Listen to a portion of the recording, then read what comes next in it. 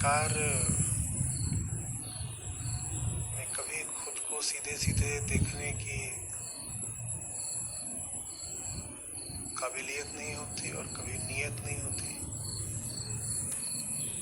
तो बड़े टेढ़े टपरे लंबे चौड़े आसमानी तरीकों से घूम घाम कर खुद तक आना पड़ता है।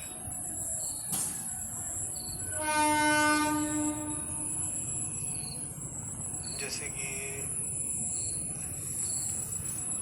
वन वे स्ट्रीट पर किसी को यू टर्न लेना हो और यू टर्न लेके कहाँ तक पहुँचना है, जहाँ थे उससे बस एक कदम पीछे। पर रिवर्स भी अलाउड नहीं है और यू टर्न लेना आता नहीं। अहंकार की गाड़ी में कोई रिवर्स गियर होता नहीं है जिससे वो अपने पीछे अपने स्रोत की तरफ जा सके। आगे भगता है किधर को देख रही है?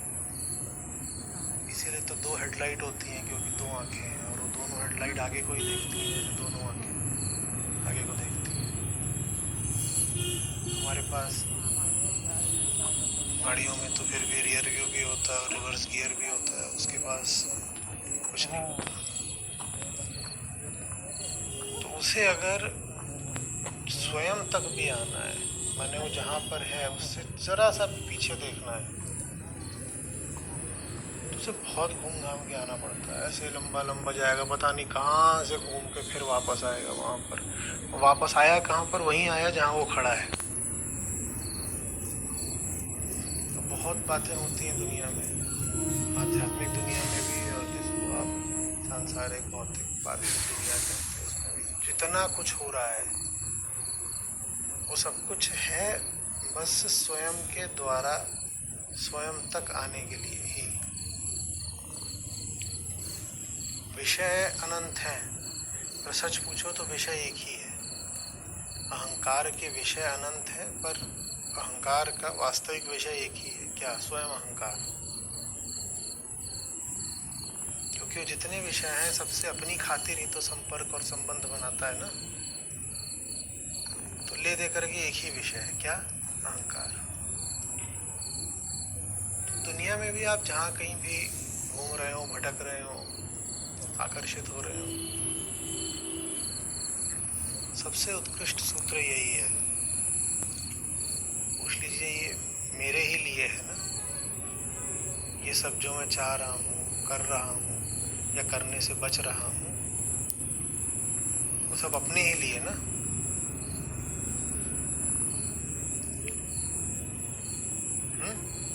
मेरे ही लिए, मेरा ही स्वार्थ, मैं ही केंद्र पर, मैं ही भोगता। बस इतना प्रश्न काफी है। इसके आगे किसी निर्णय की या डांट डपट की जरूरत नहीं। ये सब कुछ मेरे ही लिए। यही बात अध्यात्म पर भी लागू होती है। कितनी भी दूर दूर की बातें हो रही हैं, वो अपने लिए ही रही हैं। और वो जो दूर दूर की बातें हैं, अगर वो आपको आईना नहीं दिखा रही, आपको आप तक वापस नहीं ला रही, तो वो बातें बस आपको और भटका रही हैं। क्योंकि ऐसे दूर गए थे, चलो एक तो ये समस्या हो गई कि दूर गए थे, बर्बादी ही है समय की। क्योंकि लौट के कहाँ आना था? जहाँ खड़े थे उससे बस 1 इंच पीछे जाना है, बस 1 इंच पीछे, जरा सा पीछे। जैसे आँख हो और आँख से पीछे आँख की सच्चाई बैठी हो, जाना जरा सा पीछे है, पर उसके लिए ऐसे इतना।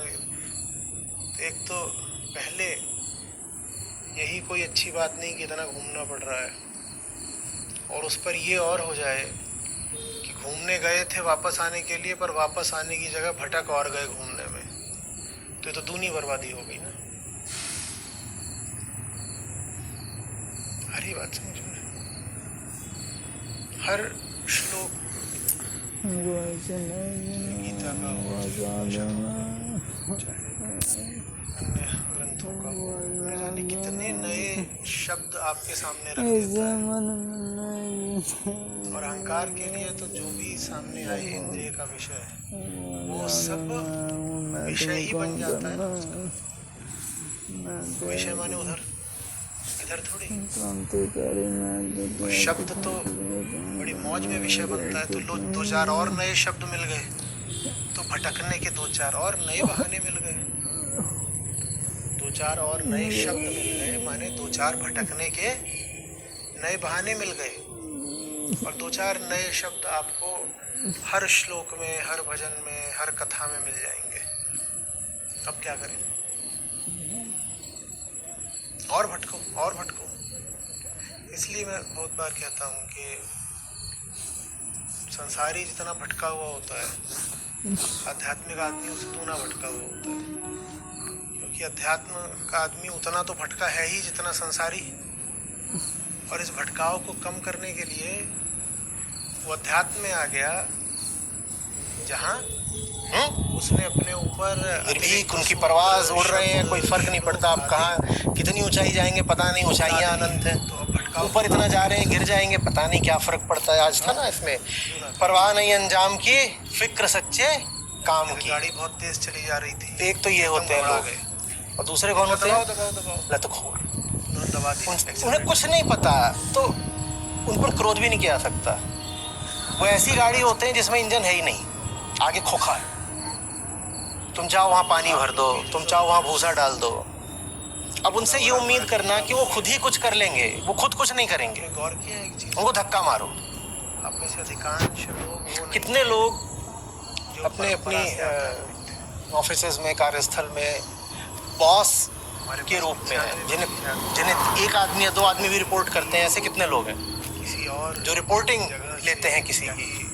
कितने लोग? हाथ उठाइए। धार्मिक पृष्ठभूमि से आ रहे हो तो आपको जो लोग रिपोर्ट करते हैं उसमें से कितने ऐसे हैं वाले होते हैं, वो आमतौर पे तो बातें जो खुद ही जानते हैं क्या करना है और उन्हें बहुत निर्देश की जरूरत नहीं पड़ती है, प्रमाणित आधार में, बहुत धक्के की भी नहीं, और वो खुद ही कर लेते हैं। पहले तो इधर और कितने ऐसे हैं जो यही भूले भटके आ भी गए हैं?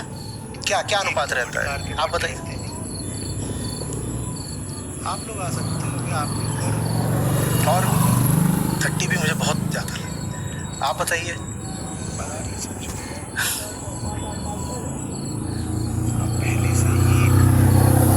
लेकर के नहीं चल रहे हो कि ये शब्द बात आ रही है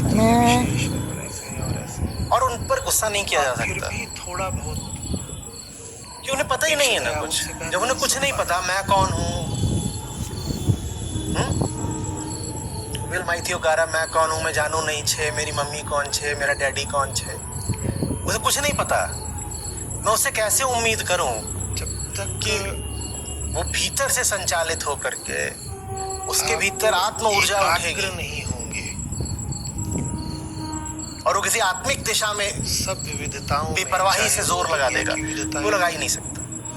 तो दुनिया में बस इसी तरह के लोग होते हैं, यही दो कोटियां हैं और कोई तीसरी कोटि नहीं होती। एक विविधताओं में जो अपने काम में डूबे हुए हैं, दूसरा जो लतखोर शुरू कर देंगे। और एकत्व के इनके अलावा तीसरी तरह कोई इंसान पैदा ही नहीं हुआ आज तक। आप में बेचैनी नहीं उठेगी तब तक बात नहीं बनेगी। तुम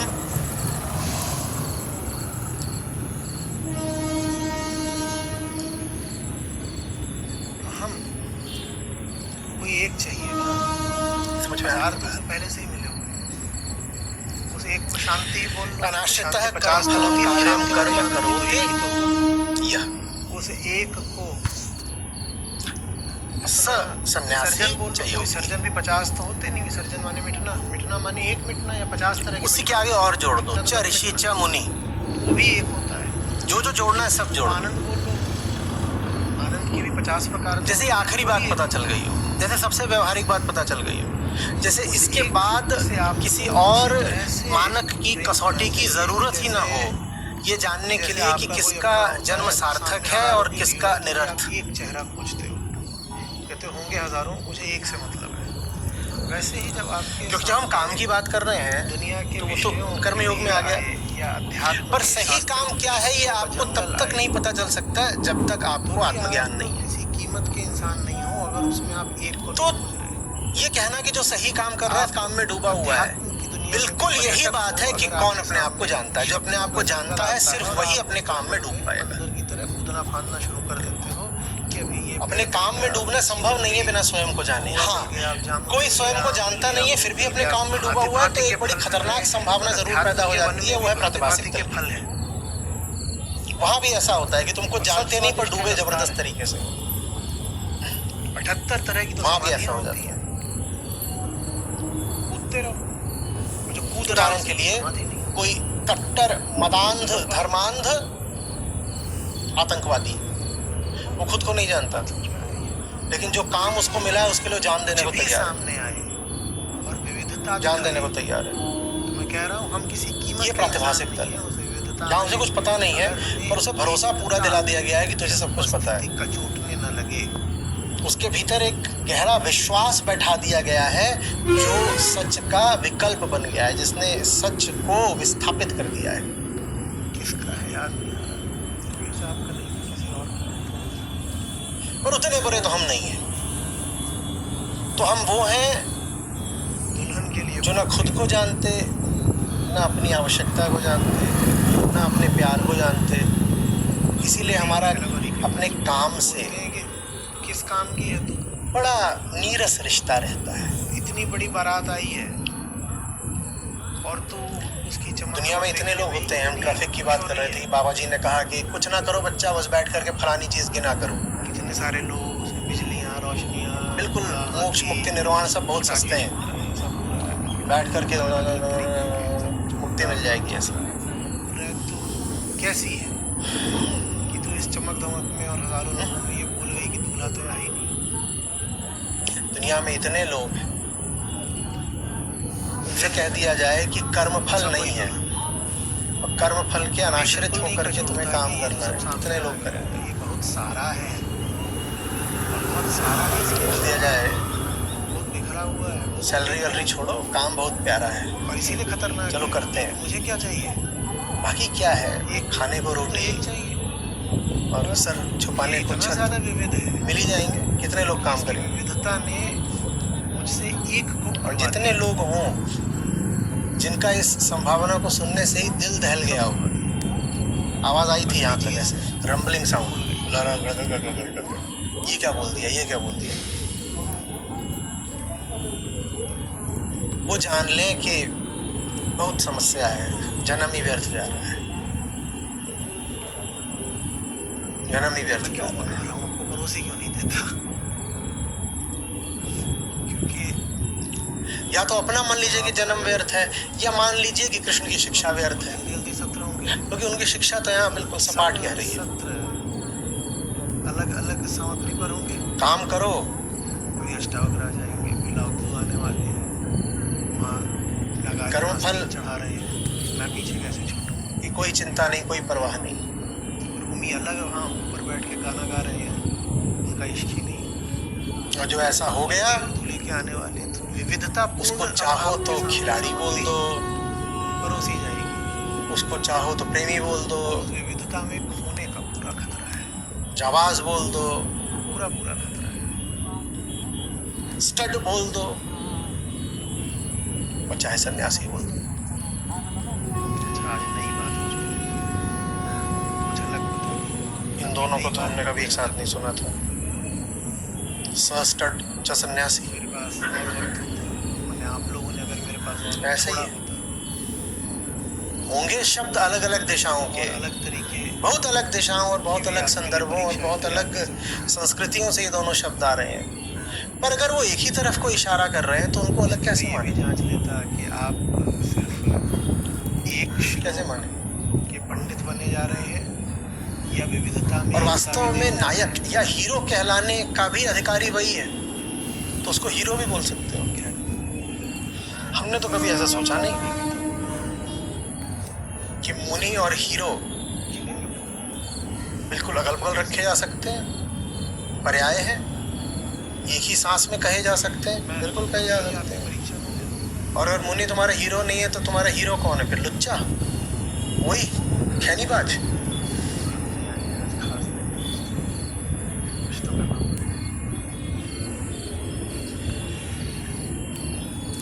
बताइए कैसे बढ़े इसको आप?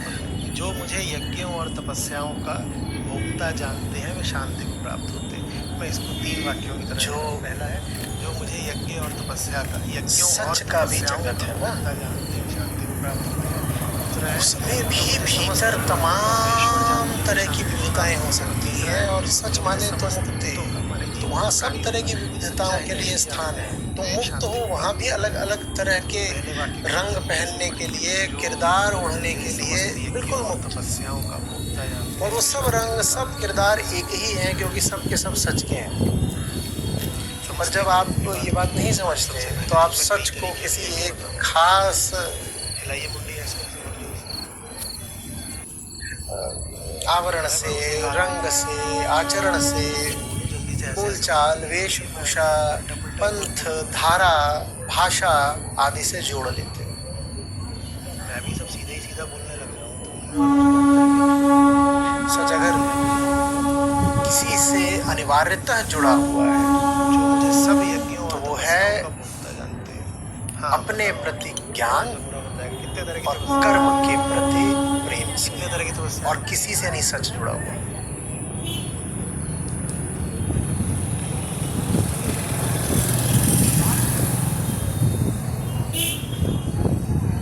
भारत भक्ति सूत्र में भी मैंने बताया था और भगवद गीता में भी वर्णित है। दीक्षा उपनिषद में पूरा ही कई तरह की तपस्याओं को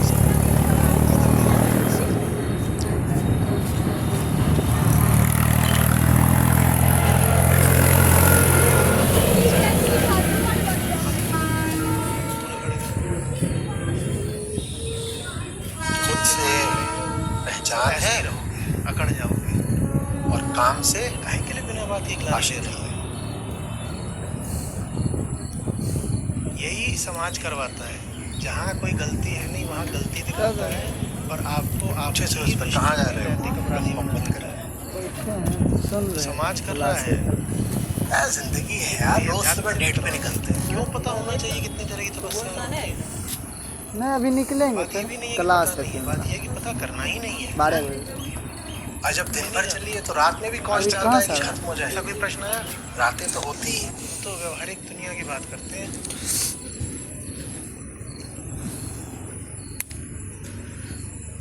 जुन्नू को जुन्नू बोलते हैं, मेथी को मेथी बोलते हैं, गधे को गधा बोलते हैं। बहुत नाराज हो गया था, नहीं मिला मुझे, बोला घूसा मारूंगा। एक हाथ भी चलाता है, दूसरा भी चलाता है, दोनों भी चलाता है। यह है आक्रामक गधा। ये कह रहा है कि मुझे मेरे गुड नेम से बुलाया करो ना, असली नेम से क्यों बुला रहे हो?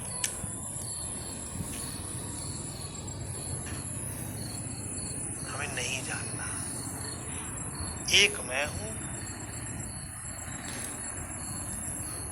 एक मेरा भ्रम है, एक मेरा सत्य है और उस एक सत्य से ही एकाग्र मेरा प्रेम है। 50 बातें मुझे जाननी है ही नहीं। कितनी तरह की तपस्याएं हैं, ये ज्ञान अपनी जेब में रखो, नहीं जानना।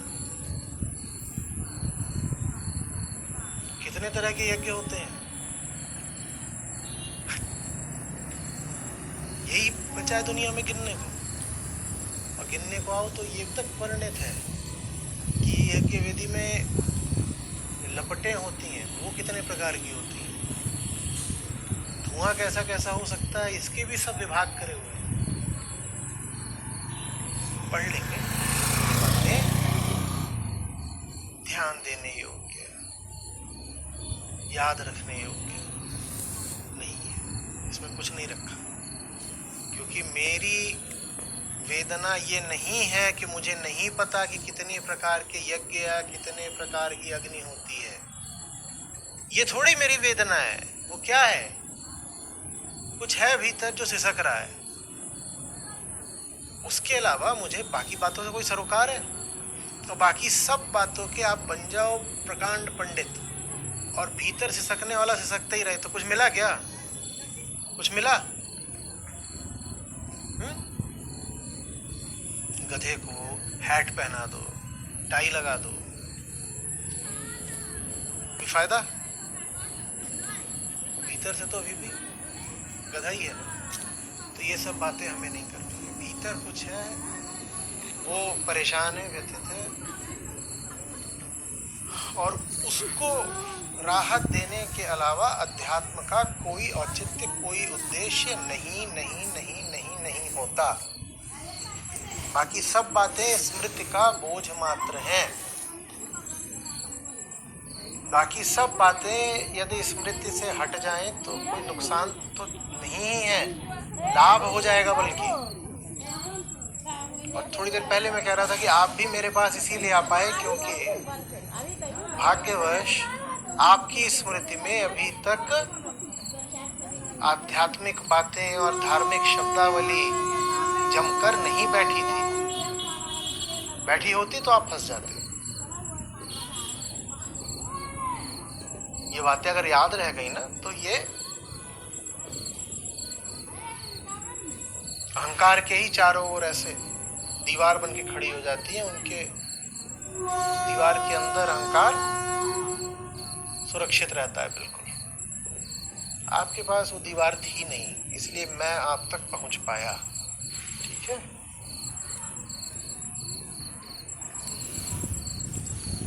तो बताइए पहली बात, जो मुझे यज्ञों और तपस्याओं का भोक्ता जानते हैं वे शांति को प्राप्त होते हैं। क्या मतलब हुआ?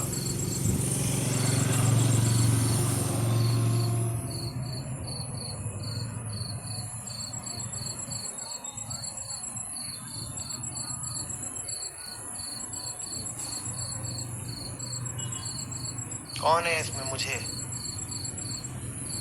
कौन बात कर रहा है? कृष्ण तो ठीक है, पर यहाँ पे कृष्ण देवकी नंदन तो है नहीं, तो कौन है? आत्मा बोल रही है तो किससे बोल रही है? अहंकार से बोल रही है। तो जब दो ही हैं ये, आत्मा और अहंकार, एक मैं और एक तू है, तो यही दो हैं, तो बात क्या हो रही होगी? जो मुझे समस्त यज्ञों और तपस्याओं का भोक्ता जानते हैं। आत्मा अहंकार से कह रही है कि यज्ञ और तपस्या का भोक्ता तो मैं हूं, और इस मैं के अलावा सिर्फ एक और है। वो कौन है? अहंकार। तो मैंने क्या कहा है? तुम यज्ञ कर रहे हो, तपस्या कर रहे हो, जो भी कर रहे हो, उसका फल का भोक्ता, परिणाम का भोक्ता मैं हूं। आत्मा ने कहा, किसको बोला? अहंकार। तो क्या बोला? इसी बात को दोबारा कहिए बिल्कुल पलट करके।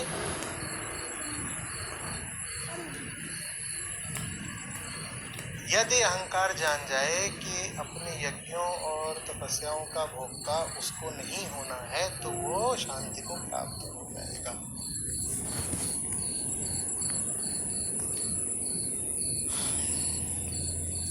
इसी को और पलट के बोलता हूं ताकि आपके लिए और उपयोगी हो जाए।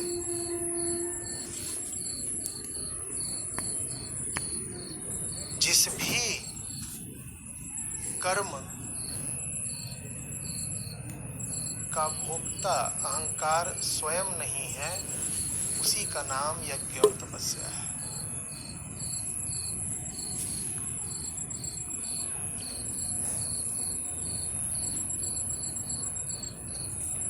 मैं आत्मा की बात नहीं करूंगा ना। आत्मा मेरे लिए कौन है? एक बहुत दूर का प्यार,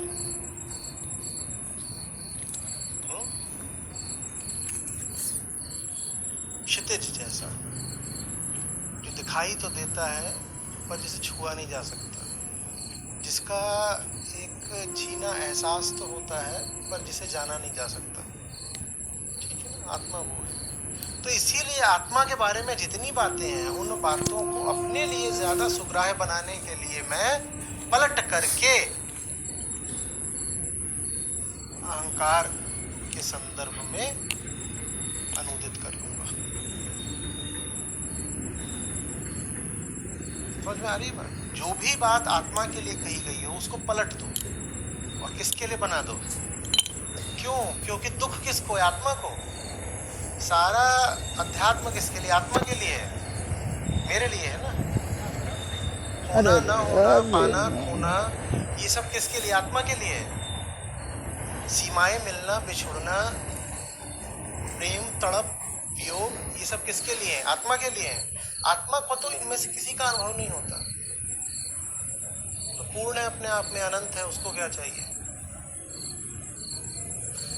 सारे फसाद की जड़ पे कौन बैठा है? मैं। तो सारी बातों के केंद्र पर भी मैं किसको रखूंगा? स्वयं को रखूंगा। ये बहुत बड़ा सूत्र है, इसको इंसान ने सदियों से उपेक्षित किया और उसका फिर परिणाम भी भुगता। अध्यात्म को आपने बना दिया कभी आत्मा के बारे में, कभी भगवान के बारे में, कभी स्वर्ग के बारे में, कभी मोक्ष के बारे में। हैं, मोक्ष में क्या बुराई है? अच्छा, मोक्ष नहीं बोले, मुक्ति बोले। नहीं ना, मोक्ष बोलो ना मुक्ति बोलो, बंधन बोलो, बंधन। मुक्ति क्या है तुम्हें क्या पता? तुम क्या मुक्ति की बात कर रहे हो? जैसे तुम्हें आत्मा नहीं पता वैसे मुक्ति पता है क्या? तो अध्यात्म मुक्ति के बारे में नहीं होता, अध्यात्म बंधन के बारे में होता है। मुक्ति के बारे में कुछ लिखा पढ़िए, उसको तुरंत बदल दीजिए। सारे अनुवाद किस भाषा में करने हैं?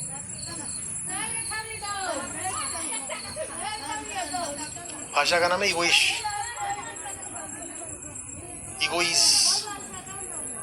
और कुछ किसी और तरीके से बोले उसको।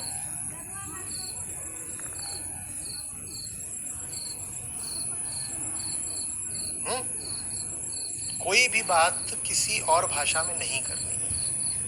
मैं समाधि की भाषा में बात नहीं करूंगा, मैं किसकी? असमाधि की भाषा में बात करूंगा। मैं तपस की भाषा में बात नहीं करूंगा, मैं तमस की भाषा में बात करूंगा।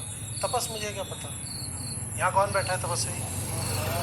और तामसी यहाँ बहुत सारे बैठे हैं। I am not body.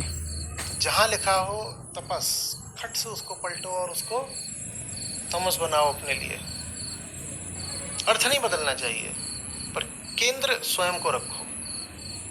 बात वही कहो पर स्वयं को केंद्र में रख करके, क्योंकि भूलना नहीं है कि सारा अध्यात्म किसके लिए है? मेरे लिए। अब इस पूरे में कहीं पर भी अहंकार का तो नाम है ही नहीं, तो हो गई ना में बहुत सुविधा। क्योंकि पूरे श्लोक में अहंकार वर्णित ही नहीं है, तो अहंकार को भुला दो और यहाँ जितने विषय रखे हैं उनमें लुटपुट शुरू कर दो। जैसे ही जो अज्ञानी अंधभक्त होता है वो पढ़ेगा, जो मुझे यज्ञों और तपस्याओं का भोक्ता जानते हैं, तुरंत उसके कौन सी प्रज्वलित छवि कौन देगी? बताओ, जल्दी बताओ। उसको कौन देगा कि यहाँ एक बहुत बड़ी यज्ञ वेदी है, उसमें तमाम पंडित माने कि ब्राह्मण लोग बैठ करके हवन कर रहे हैं और उसमें से जो अग्नि प्रज्वलित हो रही है वो सीधे श्री भगवान का रूप ले रही है और वो उसको स्वीकार करके ऐसे आशीर्वाद दे रहे हैं। क्योंकि यही तो कहा है कि मुझे सब तपस्याओं और यज्ञों का भोक्ता जानो, मुझे सब तपस्याओं और यज्ञों का भोक्ता जानो। तो इसका आप जब सचित्र वर्णन करेंगे तो ऐसे ही तो निकलेगा कि यज्ञ हो रहा है और यज्ञ में से जो कुछ भी ऊपर की ओर जा रहा है भगवान स्वयं उसको ग्रहण कर रहे हैं। और शांति दिखा देंगे कि आम आदमी, औरतें बिल्कुल झुन्नू धनिया वो इधर उधर खड़े हुए हैं और हाथ जोड़ के ऐसे शत नमन कर रहे हैं और उनके चेहरे पर अपूर्व शांति ऐसे। हो गया, यही धर्म है, यही शताब्दियों से चला आ रहा है और इसी ने सब गुड़ गोबर कर दिया। इस चित्र में समस्या क्या थी? मैं कहीं था ही नहीं, सब कुछ था, मेरे सारे विषय थे, मैं कहीं था ही नहीं। धार्मिक सामग्री जब भी सामने आए, अनुशासन बनाइए, अभ्यास करिए कि तुरंत सवाल उठे इसमें मैं कहूँ। और ये बात मैं कह रहा हूँ धार्मिक सामग्री ही नहीं, सांसारिक सामग्री के लिए भी। दिख गया एक बड़ा जबरदस्त जूता, लग रहा मुही डालते इसके अंदर। क्या जूता है ये? ले जाने वाली सुरंग है, मुँह डालो इसमें। What's the self? जूता ठीक है, आंखों के सामने, आंखों के पीछे मैं, भूले नहीं। मेरा इससे क्या रिश्ता है? मुझे इससे क्या मिल रहा है? आज से पहले जूते नहीं पहने थे क्या? ये वाला क्या खास है? कान में पहनूंगा, क्या करने वाला हूँ?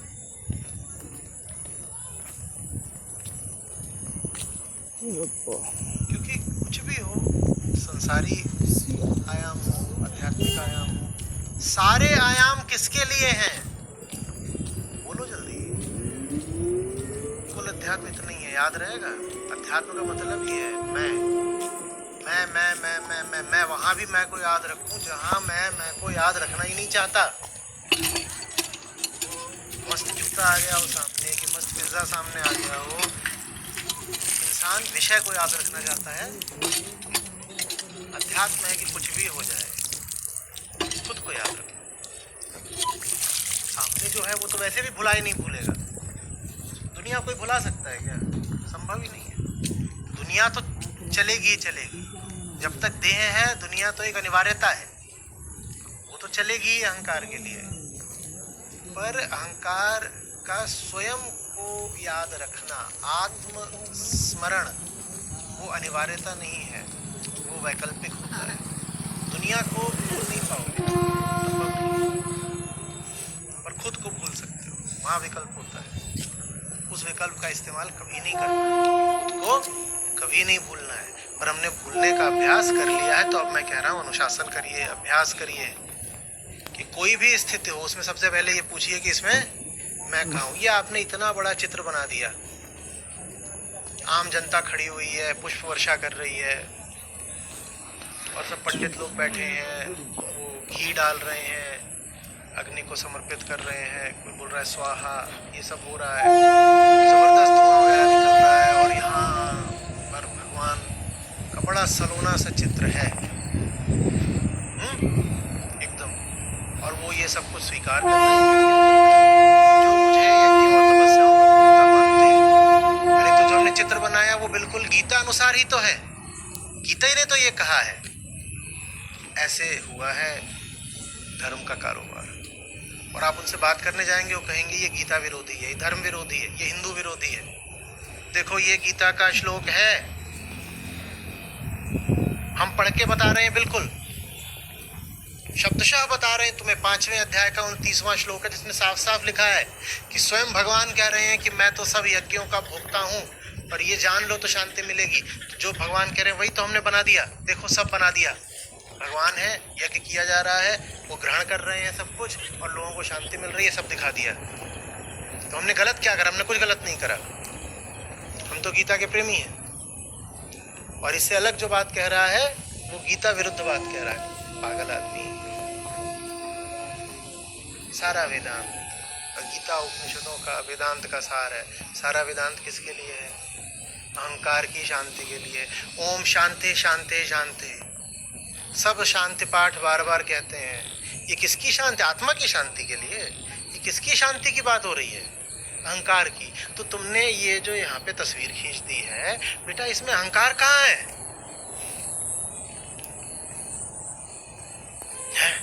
उसकी तो बात हमें करनी नहीं है ना, क्योंकि उसकी बात कर दी तो उसे खतरा हो जाएगा, वो मिट जाएगा।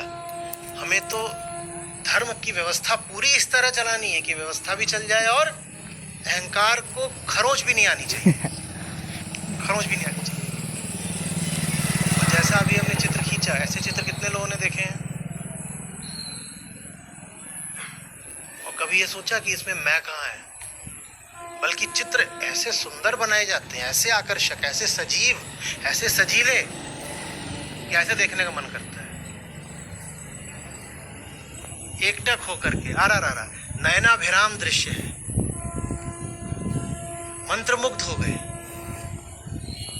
मोह लिया रे।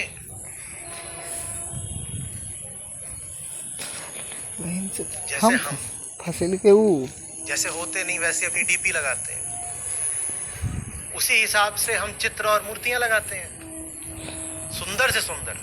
वृत्ति वही है बिल्कुल। और किसके हिसाब से सुंदर? हमारे हिसाब से सुंदर। तो हमें अगर लगता है कि हमारे लिए सोना कीमती चीज़ है, तो अपने सब चित्रों और देव मूर्तियों पर भी हम क्या चढ़ा देते हैं? उन्होंने कहा था कि सोना लगाओ। उपनिषद तो बल्कि कहते हैं कि सोना वो है जो सत्य के मुंह को ढक देता है। गजब हो गया। उपनिषद सनातन धर्म का आधार है और उपनिषद कहते हैं कि सत्य के पात्र का मुंह स्वर्ण से ढका हुआ है, स्वर्ण को हटाओ तो सत्य दिखे। और हमने अपने सब इष्टों और पूज्यों को स्वर्ण ही स्वर्ण पहना डाला है। और स्वर्ण ही नहीं, जो भी चीज फैशन में प्रचलन में आती है वो सब हमारे देवालयों में भी पहुंच जाती है। हीरा हो, पन्ना हो, कोई माणिक स्फटिक बताइए, सब वहां पहुंच जाएगा।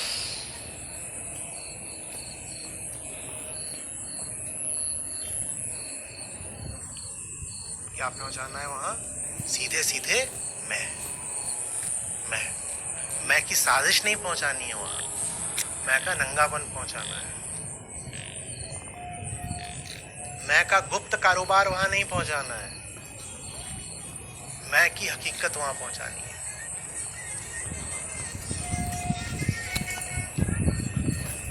हरी बात।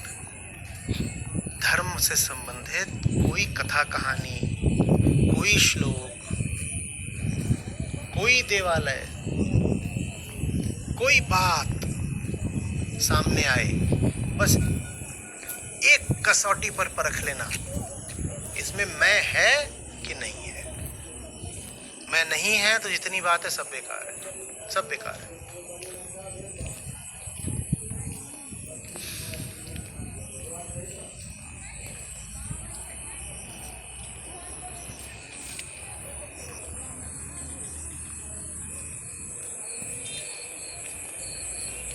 मैं की बात ना करने की हमें पूरी आज़ादी है, लेकिन फिर हमें ये उम्मीद भी नहीं रखनी चाहिए कि मैं का उपचार होगा।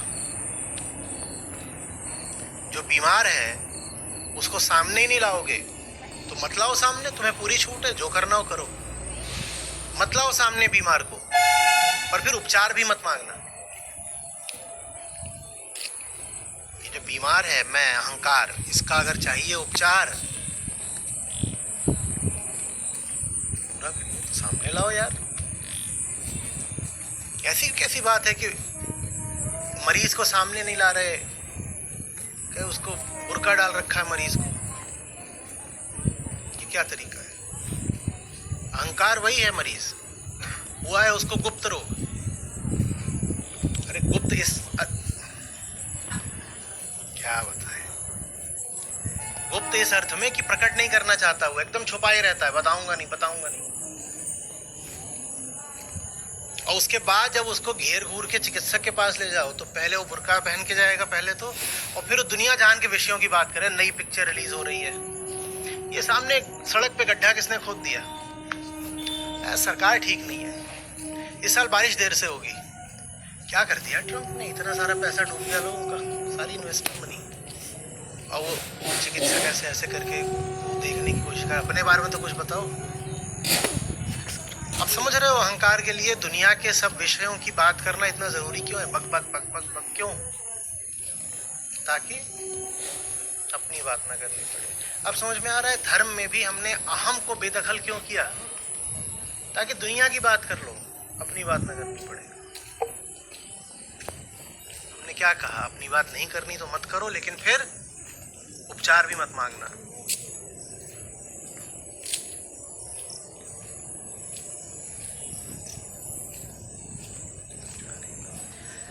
जो मुझे यज्ञों और तपस्याओं का भोक्ता जानते हैं वे शांति को प्राप्त होते हैं।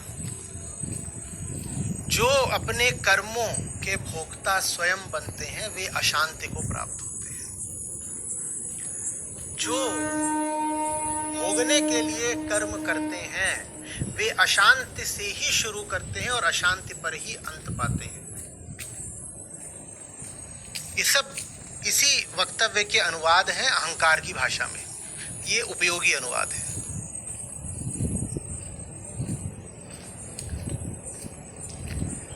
जो भोगने के लिए करेगा वो अशांति से शुरू होगा और अशांति पे ही मरेगा।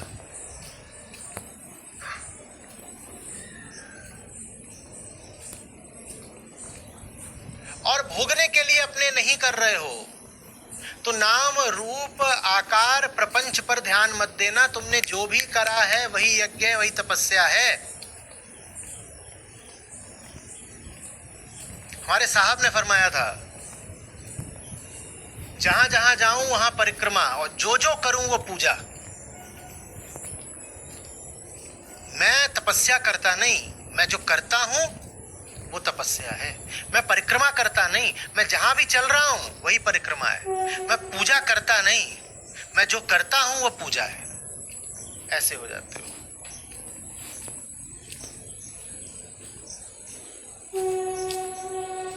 और जिनको दिन में अलग से समय निकाल करके ये सब करना पड़ता है कि थोड़ी देर के लिए ध्यान लगा लिया, अब थोड़ी देर का भजन कर लें, थोड़ी देर का कीर्तन कर लें, सब नकली है। जिसका भजन पहचान में आ जाए कि ये अभी भजन कर रहा है, नकली भक्त।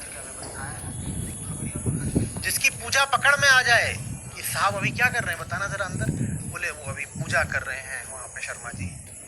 शर्मा जी कब पता चल गया कि अगर पूजा कर रहे हैं तो नकली पूजा है। पूजा वो जो दिल की धड़कन जैसी हो। किसकी सुनाई देती है? किसी की भी नहीं। खुद को भी अपनी नहीं सुनाई देती, चुपचाप हो जाती है।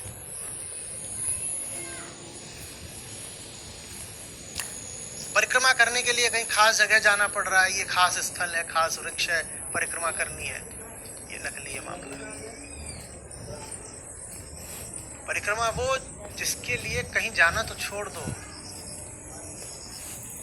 गति भी ना करनी पड़े, तुम्हारा होना ही परिक्रमा बन जाए।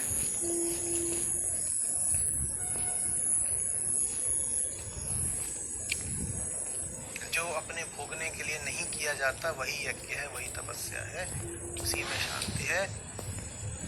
वहाँ शांति से ही शुरुआत होती है और शांति पर ही अंत होता है। वहाँ शांति मंजिल भी नहीं होती, वहाँ शांति आरंभ होता है।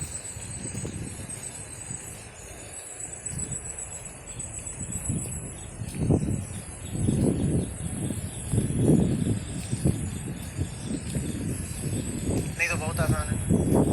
एक खास क्रिया को नाम दे दो यज्ञ का। एक खास क्रिया को नाम दे दो यज्ञ का। एक खास क्रिया को नाम दे दो तपस्या का। मैं कहीं पर था तो वहाँ आध्यात्मिक किताब कोई विमोचन हो रहा था, तो सब आध्यात्मिक ही लोग आए हुए थे। तो अब आध्यात्मिक तरफ के भी लोग थोड़ा बहुत जानने लगे हैं, तो आपस में बातें कर रहे हैं, किसने क्या क्या करा है, किसने क्या क्या करा है, सब अपनी अपनी तपस्याएं बता रहे हैं। कोई बता रहा है कि हिमालय तो डिफ़ॉल्ट है, वहाँ तो जाना ही जाना होता है, वहाँ नहीं गए हो तो फिर तो बाकी तो हिमालय है, बाकी सब कुछ। सबके अलग अलग तरीके हैं, विधियाँ। थाईलैंड में गए थे, 2-2.5 साल तपस्या करी है ज़बरदस्त।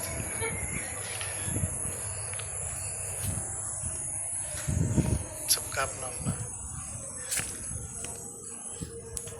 मैं वहाँ असमंजस में, मुझसे भी पूछ लिया आपने तपस्या कितनी करी है, क्या बताऊँ?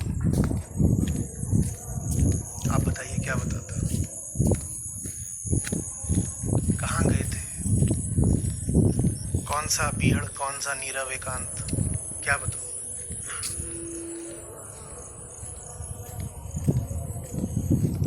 किन बलाओं का सामना करा?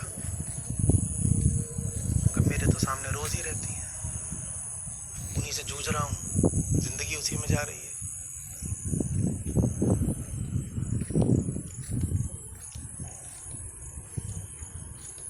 क्या अवधि बताऊं अपनी तपस्या की, बताइए। और जो तपस्या सावधिक हो, अभी शुरू हुई अभी खत्म हो गई, एफडी की तरह। जिस दिन शुरू हुई थी उस दिन पता था किस दिन टूट जाएगी। वो तपस्या कोई तपस्या है?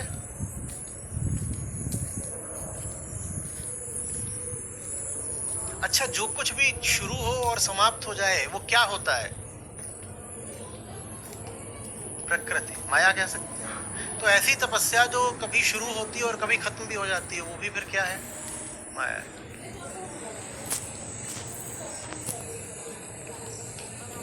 एक बोले, मुझे तो भगवान के दर्शन हुए।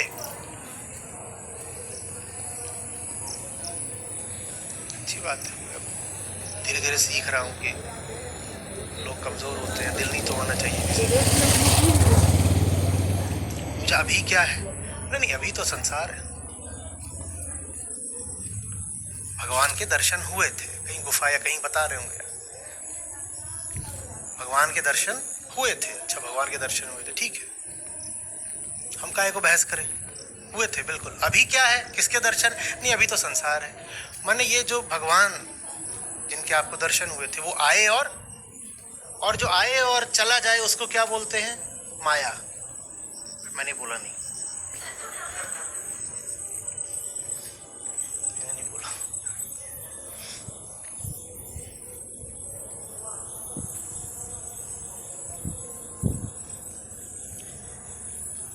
जो है फिर नहीं है, शुरू होता है, खत्म होता है, जिसका नाम है, रूप है, जिसकी पहचान हो सकती है, वो सत्य तो नहीं हो सकता ना।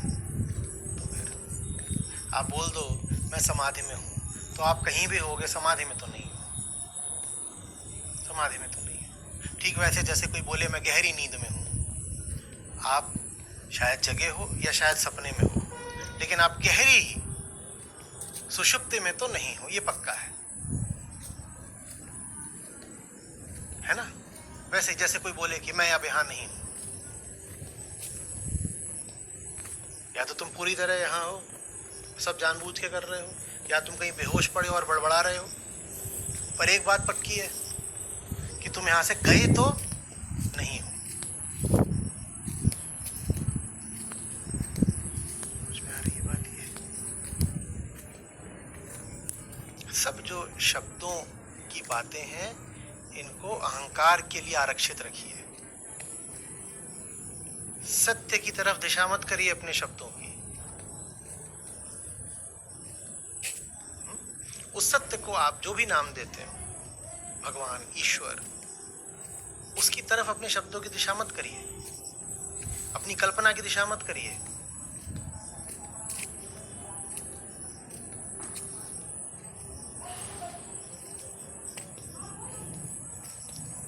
अपनी दिशा को सदा किसकी ओर मोड़िए? अपनी ओर, अपनी ओर। जो मुझे समस्त लोगों का महेश्वर जानते हैं वे शांति को प्राप्त होते हैं। बताइए कैसे पढ़ना है इसको?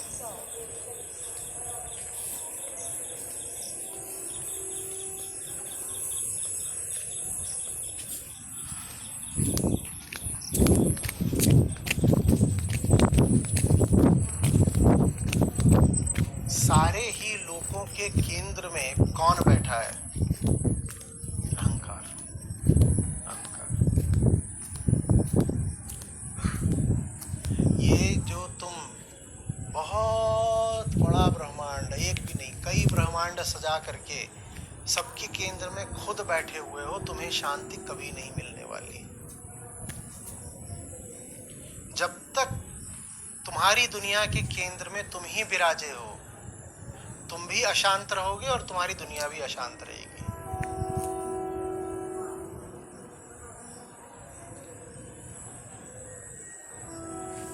महेश्वर माने स्वामी, मालिक। मालिक माने जिसके लिए सब कुछ किया जाता है, जिसके लिए सब कुछ किया जाता है। कहीं कोई तानाशाह है, कहीं गांव का जमींदार है, कुछ है, उसके पास एक फौज हो सकती है। फौज के एक एक सैनिक का क्या कर्तव्य है? वो किसके लिए लड़ेगा? जमींदार के लिए। और बहुत सारे नौकर चाकर हो सकते हैं, सब नौकर चाकर किसके लिए हैं? हेलो सर, नमस्कार आचार्य प्रसाद सर। सर मैं गुवाहाटी आसाम से बोल रहा हूँ। मेरा नाम ब्रिगेड वर्मन है। मैं फिलहाल एक हॉस्पिटल में एडमिट हूँ। सर दिन में गीता कम्युनिटी आसाम से बहुत सारे दोस्त मेरे आए थे मेरे हालचाल पूछने के लिए, और वो पूछ के चले भी गए। चले जाने के बाद मेरे को थोड़ा सा अच्छा नहीं लगा। और आप जो बोलते हैं कि मतलब बिना किसी के साथ भी आप अपना जीवन अच्छे से काट सकते हो। मेरे को थोड़ा सा सर उसमें संदेह हो गया और मेरे को ऐसा लगा, अपने वार्ड में भी मैं देख रहा था सबके सब हर पेशेंट के साथ मतलब ये कोई ना कोई है, मेरे साथ ही सर नहीं है। तो क्या बुढ़ापे में भी सर ऐसे ही मेरे को मतलब कोई सहारा नहीं मिलेगा या फिर कुछ भी ऐसा नहीं होगा सर? ये सर प्रश्न। अकेला तो अपने आप को मान सकते हो, ठीक है? दिक्कत ये होगी, बस मैं तुम्हारे अनुभव को खारिज नहीं कर रहा हूँ। अकेलेपन का अनुभव हो रहा है, तुम्हें होता है, मुझे भी होता होगा, सबको होता है। वो अकेलापन जिसमें दूसरे मौजूद नहीं है, वो अपने आप को अकेला मान सकते हो, ठीक है? पर अब मैं यहाँ से दो संभावनाएं बता देता हूँ, खुद ही चुन लेना। एक ये है कि अकेलेपन को हटाने के लिए लोग बुला लो, जैसे तुम्हें देखने के लिए। हुआ क्या है पहले तो ये बताओ। मेरे को दोस्त से नहीं हुआ है, ये पहले दोस्त से नहीं हुआ है। और ये जो डॉक्टर ने बोला कि दूसरे सिस्टर है वो सूख रहे थे, तो मेरे नहीं पर जो वहाँ का दर्द नहीं हो रहा उसका और मेरे ये देखा मेरे और मेरे जो डॉक्टर से कुछ बात है वो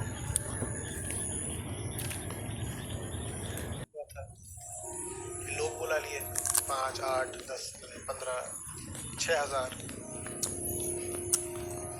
वो आएंगे तो जाएंगे, और जाने के बाद पहले से ज़्यादा अकेले हो जाओगे।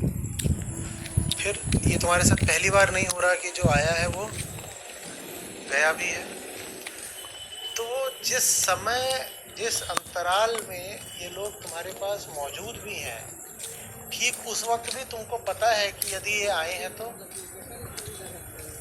जब वो मौजूद हैं तब भी ये आशंका बिल्कुल बनी हुई है ना कि जाने वाले हैं। बताओ, तुम्हारा अकेलापन हटा या अकेलापन तो उतना ही है और अब साथ में भय भी आ गया है? पहले अकेले थे तो कोई भय नहीं था कम से कम, क्योंकि कुछ है ही नहीं। जब कोई है नहीं तो किसके खोने का भय? जब कोई है ही नहीं मेरे पास तो किसी के खोने से कम, क्योंकि कुछ है ही नहीं। जब कोई है नहीं तो किसके खोने का भय? जब कोई है ही नहीं मेरे पास तो किसी के खोने का भय भी नहीं है, बस अकेलापन है। चलो बुरा लग रहा है, अकेलापन है, पर कम से कम ये डर तो नहीं है कि कोई पास है वो। और जब ये तुमने अपने आसपास 50 जने खड़े कर दिए तो एक तो तुम पाओगे कि उनके होने भर से तुम्हारा अकेलापन चला नहीं गया। हाँ, डर और आ गया है कि ये कभी भी जा सकते हैं और कुछ समय बाद वो सचमुच चले भी जाएंगे। तुम्हारा अकेलापन और बढ़ जाएगा और बढ़ जाएगा। तो एक तरीका तो ये है अकेलेपन को मिटाने का, बहुत सारे लोगों को ज़िंदगी में ले आ लो, ऐसे लोग जो आए हैं तो जाएंगे भी। और दूसरा तरीका ये है कि ये जो अकेलापन है बोलो चल तेरा ही साथ कर लेते हैं। तू क्या चीज़ है, आ तुझसे बात करते हैं ना, मैं और मेरी तन्हाई आपस में बात करते हैं। तुम अकेलेपन का ही साथ कर लो ना, तुम अकेले रहे ना अकेलापन अकेला रहा, दोनों को साथी मिल गया। समझ रहे बात? अकेलेपन से उसका हालचाल पूछो, तू कौन है, तू क्यों है, मैं कौन हूँ, तू मेरे साथ क्यों लगा हुआ है।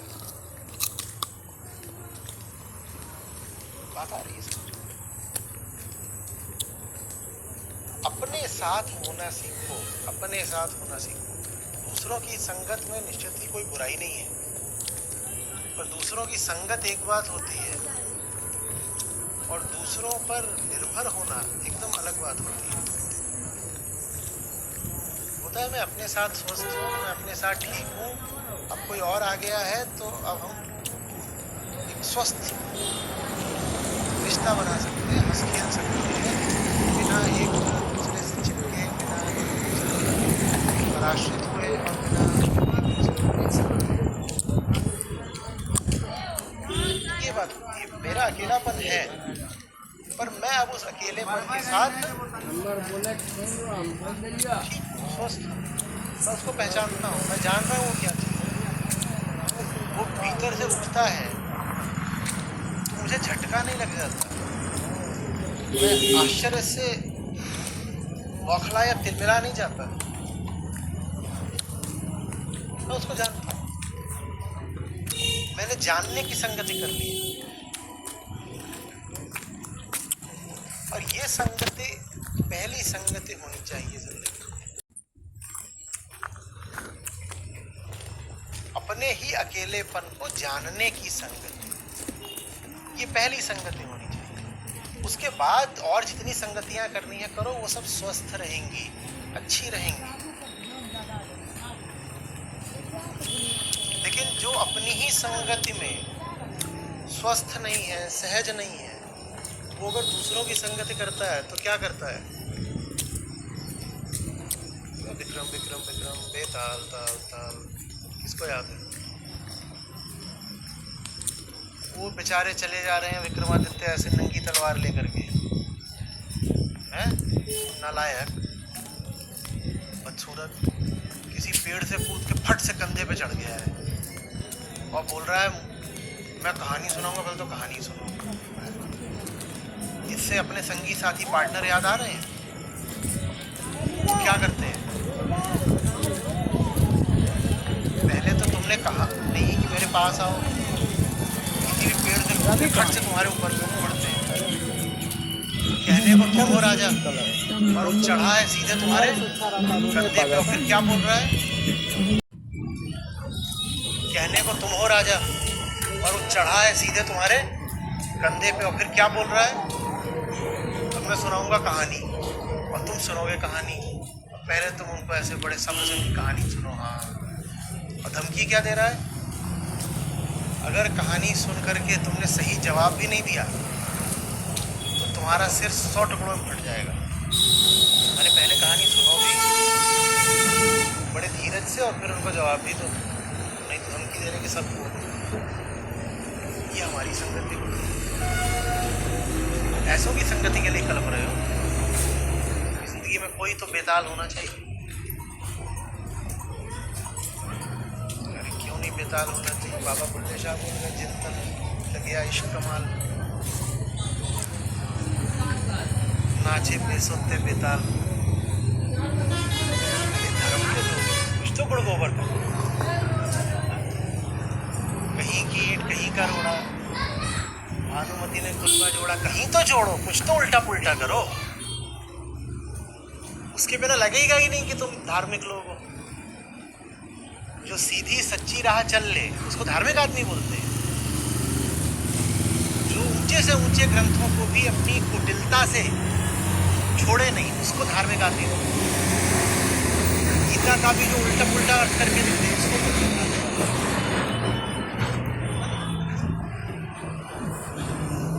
संतों की काफी में बेताल नाम का भूषण, नाचे बेसुनते बेताल।